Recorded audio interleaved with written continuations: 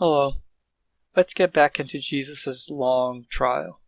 We're starting in Matthew chapter 26, verse 59. The chief priests and the whole Sanhedrin were looking for false evidence against Jesus so that they could put him to death. But they did not find any, though many false witnesses came forward. Apparently, there was so much here that was against Jewish law. It was illegal to have a trial at night, which part of this trial was. Cases could not be tried during Passover season. Only decisions made in the official meeting place were valid, so the trial in Caiaphas' home that we covered last week was illegal.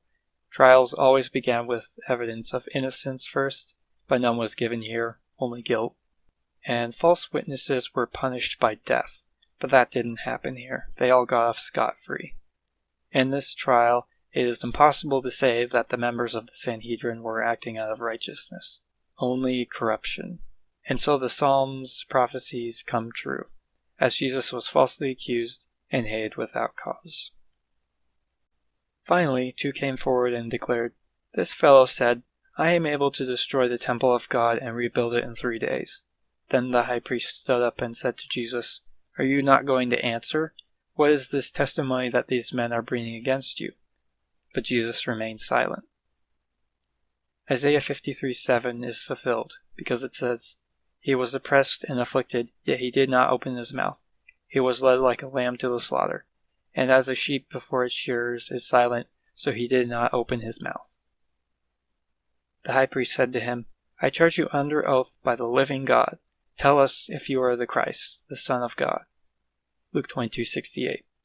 Jesus answered, "If I tell you, you will not believe me, and if I ask you, you would not answer."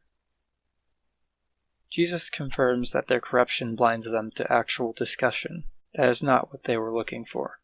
But as for the meaning of what he said, his body is the temple.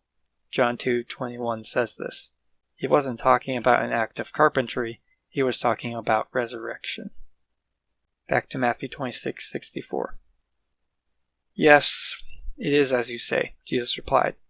"But I say to all of you, in the future you will see the Son of Man sitting at the right hand of the Mighty One and coming on the clouds of heaven." Then the high priest tore his clothes and said, "He has spoken blasphemy. Why do we need any more witnesses? Look, now you have heard the blasphemy. What do you think?"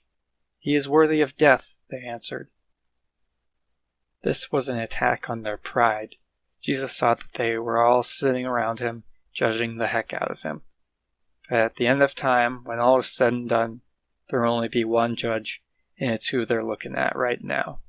Saying that he had the authority of the one and only God would be the highest blasphemy if it weren't true. Now they have heard all they want, and they left to continue the humiliation parade, putting a blindfold on him and hurting him. Then they spit in his face and struck him with their fists. Others slapped him and said, "Prophesy to us, Christ, who hit you?"